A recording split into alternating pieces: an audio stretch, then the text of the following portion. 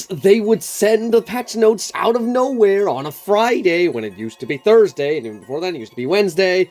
Consistency, what is that anymore? But, okay, we have some Disney Heroes patch notes. The main feature is that they did a lot of fixes to the Reflect, but, you didn't come here for Disney Heroes. I just wanted to point out that it's just a surprising day. I was in the middle of something, and all of a sudden, everyone just decided, patch notes today, yay. Let's just jump right into, that's not it. Here we go, these are the patch notes. Starting with, let's just jump right into it. Okay, so first things first, I will say that they did change the way they show off their creatures.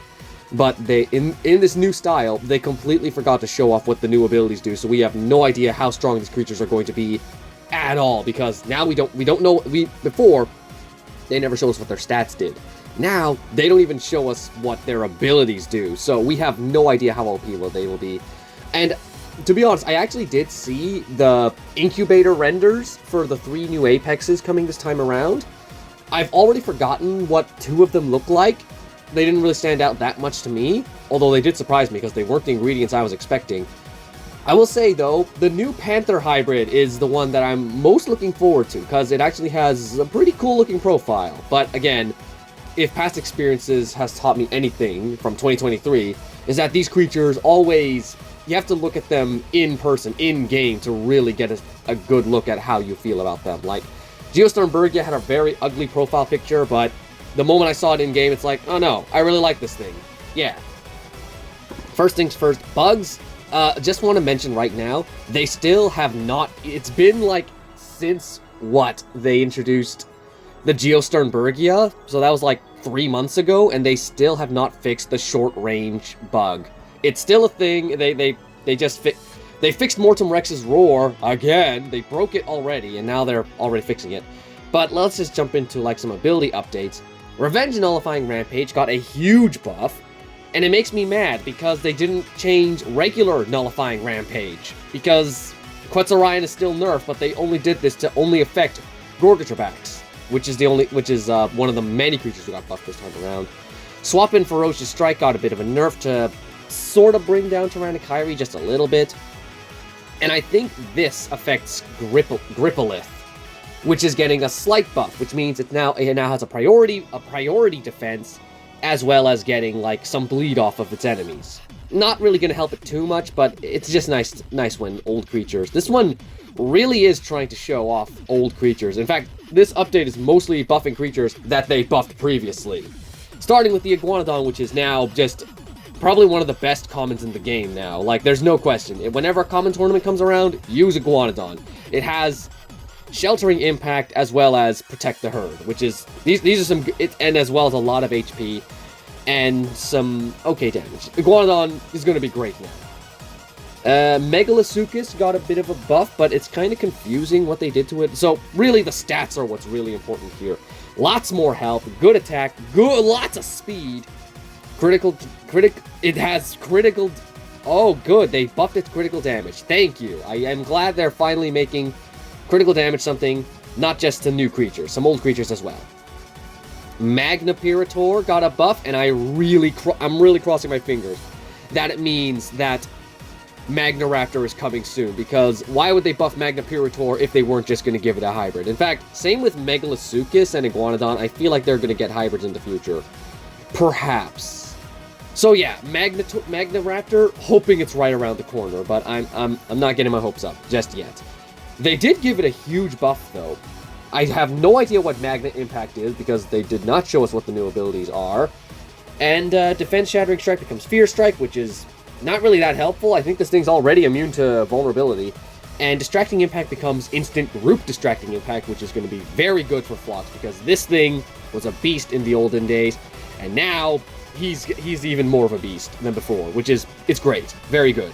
Smile and Enemies got a small buff. It got more health, and as well, it can now devastate and run, which is good. A 1500 attack, actually, that's pretty good. That's actually really good, honestly. Turamoloch got a huge overhaul. Group Acceleration now deals 1.5 damage, which would have buffed Sarah Magnus had it still had that ability, but it doesn't, so poor Sarah Magnus, still nerfed. Sarah Magnus also got a group attack, but it's pointless, honestly. This one has, Turamoloch has group heal to group resilient impact, greater emergency heal to shielded double heal. I wonder how that's going to work. And it also got to change to its reactive, which I don't pay attention to because I've never unlocked any of the enhancements to that long. Some okay stats. I don't think this will put it on the same page as Rancheris, but still, glad to see Turamoloch. This guy was such an MVP in Raids before, and I'm glad to see him getting a little bit of love. Tenontorex is another one who got a small change. What are your abilities? Defense Shattering Rampage becomes Group Shattering Rampage, which is basically Skirmish, honestly. And Distracting Team Heal added. Distracting Team Heal. What? Someone else has that ability, right? What are you replacing? Are you saying you replaced Lesser Group Heal with Distracting Team Heal? Because I honestly haven't... Oh, wait. Oh, that's Rancheris' move, isn't it? Ooh, okay. That means this thing can heal a lot better now. And considering it got a good amount of buffs as well... Oh, wow. Wow, it got really buffed. Yeah. Look out for Tenontorex. It may be okay. I don't think it'll be like, again, not as useful as Rancheris, but still, pretty good. But then, again, I've been wrong before. I remember a long time ago, I thought when Utarinix and Rancheris both got buffs, I thought Utarinix was going to be the best of the two, but it turns out Rancheris was the more OP, and it's still been OP to this day. Gorgotrabax got a huge buff, as I just mentioned. Its Nullifying Rampage got buffed. Still not the same for Quetzalrion, unfortunately. Group Instant Distraction becomes Revenge Group Disabling Impact, which I have no idea what that is. I don't know if that's a new ability or an old ability, because they didn't tell us what they did. Distracting Counter, not that useful. Got a lot more health and just a smidge of armor. Sarah Magnus' buff is pointless. Hadros Lux, on the other hand. This is one I would look forward to the most because Hadros Lux was my first Apex, and it used to be so good, but of course, like they do with most OP creatures, back then, they don't do it anymore, but back then it was the case. They nerfed it, and I wasn't allowed to use it anymore because it was just terrible. Now it's got a shield. Decelerating Impact becomes Shielded Decelerating Impact. Rampage becomes Resilient Rampage, which I guess it's okay. It is going to cause a bit of problems. And Resilient Strike becomes Protective Advance. I have no idea whose ability is that. Let me check, honestly. Okay, I actually have no idea who owns that ability or what that does. But you know what? Whatever. I'm glad Hadros Lux is getting a buff because I would love to use it again. Unfortunately, I'm not sure if this is going to make it the greatest. It does get a lot more attack, more akin to what it had before, just 50 off from the 1500 before. It also got some armor, and well, then again, it's really pointless for it to be buffed now because I'm no longer concerned about having a meta-relevant team. I'm just concerned about unlocking all the dinosaurs so I can say I caught them all. And now with 3 new Apexes, that journey is going to be a lot longer than I hoped for. Tyranikhiri just got a small nerf, and that's about it. Yeah. That's it for the updates. Some good buffs, and some lackluster ones, like Sarah Magnus at the end there. Yeah, now let's, oh yeah, and also every Apex now has an enhancement, which, they haven't told us what it is, but okay, very nice. New GPS-less feature. This is a good one, because there are a lot of people who get, like, stuck. Like, for example, right now, I'm surrounded by snow. I cannot leave the house, even if I wanted to. So, yeah. That's why this mode will allow you to turn off GPS, and you'll be teleported to a place where there are lots of creatures and a lot of events. I'm not sure how effective it's going to be, but it does sound very interesting for people who are stuck at home and can't go outside for reasons like I just stated. Now let's get to the stuff that you're all waiting for, the new dinosaurs. We can only comment on their design because, as I said before, we have no idea what their new abilities are going to do. Let's start with this son of a gun. This is like, how do I describe Sinraptor here? Let me just look at a picture of actual Sinraptors. Wait, Sinraptor was in Planet Dinosaur? But then again, it's been ages since it's been years since I actually revisited Planet Dinosaur, which is, just a fun fact, some of my favorite dinosaur documentaries, one of them is Planet Dinosaur, because I remember at the time it was like, whoa, this looks cool. Others include Dinosaur Revolution, Prehistoric Planet, obviously. Those are the top 3 for me. There are obviously others that I really love, but those are the first that would come to mind.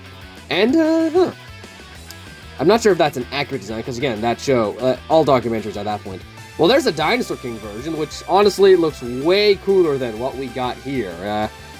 You don't look like a raptor animation. I honestly can't tell. I'm not going to judge all that, but just... Actually, your abilities are pretty... Okay, let's see. Fierce Strike, Devious Impact, Definite Impact. Some good abilities so far. Wounding Counter, Afflicting Lockdown on Escape, and Afflicting Vengeful Swoop. Actually, I can tell what this is like. This is actually a pretty... solid. It's not weak, but it's not OP. Watch me say that, and then it's one of the best Omegas in the game. Yeah, okay. Design-wise, colors are unique, but the face definitely looks off. Compared to this dude right here, which is, like, not accurate, probably. I'm not a Zainreborologist, so I wouldn't know. But it does look this thing just looks cool. And then you walk to this guy, and he just looks like a derp. He's a big old derp, but that's it. Wait, does he have, like, a... if you look closely, it kind of looks like he's got, like, a superhero chest. Like, he's wearing a logo on his chest or something. So this is, like, Super Zainraptor to the rescue! But that face really does look like looks more like a Nothosaurus, honestly. I would not guess Theropod if I saw that face alone and did not have that giant profile picture. And the first common in years, or a year. I don't know how long it's been since the last common came up. Time moves differently when you grow up. It's kind of threatening. I have heard that this thing has a unique animation, which is great, and it's a common, which means we will get to see it in the Sanctuary, as intended, unlike the Megalania, where it's kind of busted. Its feeding animation and its play animation are just broken. I am always glad to see some new animations, and let's hope it's not an area-specific or a short-range exclusive, because, one, area-specific is just getting tired, and short-range exclusive is, again, broken at the moment, and from this update, they have not fixed it yet. Honestly, if they just gave it a better eye, and probably better teeth as well, I would have liked this a lot more, but right now, this dude just looks like a very uncanny. It looks like a Harryhausen kind of. Is that the right name? The name of the guy who made all the dinosaur statues, like back when Megalosaurus crawled on all fours and Iguanodon's horn was a nose with a horn. Yeah, it looks kind of like one of those, which is yeek. Also, these abilities: Resilient Double Strike, which is pretty self-explanatory, and Instant Armor Deflection. I have no idea what deflection is. Either that's a typo and they meant to say affliction, or this is going to be the reverse of affliction, where it boosts the resistances by like 50% or something. Or it's just a fancy word they came up with and it's just an armor increasing ability, because they would do that. Defensive counter strike, and yeah. Oh, is that a counter? That's a counter. So this could be a pretty OP common, because looking at these abilities, regular commons don't have those, and it looks like, judging from what they did to Iguanodon, they're slowly but surely going to rework a bunch of the commons to be as OP as a lot of their other creatures, which I always like the idea of commons being simple, but at the same time, maybe I have also said that common tournaments are boring, which is why I prefer to use the Omegas in those tournaments. So maybe now they're going to give me more incentive to actually use the commons in a common tournament. Although I do feel bad for newcomers who come to the game and see all this crazy stuff on a common and be like, what the heck does that mean? It's a mixed bag. It's double feelings here.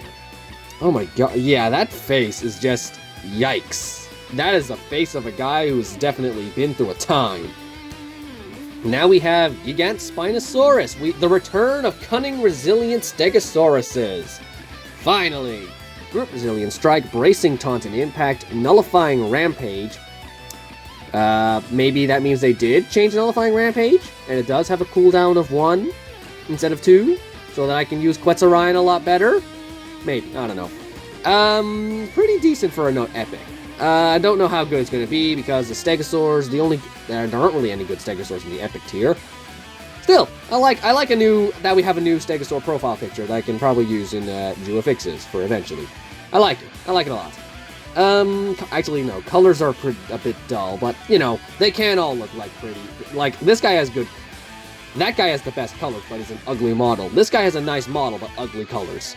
It's okay. And anyway, it's one. I guess it's a case of like these two only exist to feed hybrids. But you know what?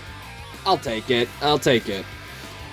Because we only got like one epic last year, and this year I would like to see some more. Oh, there's Protective Advance. Let's see. Your components. Ooh, Spinoceratops hybrid. Oh, okay. Hold on. Man, now I want to unlock it because I love using the Spinoceratops. It does not have a, looks like it does not have a swap-in ability though? Okay, it has swap-in Laceration. Ferocious Impact, Nullifying Rampage, Bracing Taunt and Impact. Okay, it's a full-on Resilient with a counterattack. It lost its bleed though! Aw, man! Unless you're telling me swap-in Laceration is the bleed.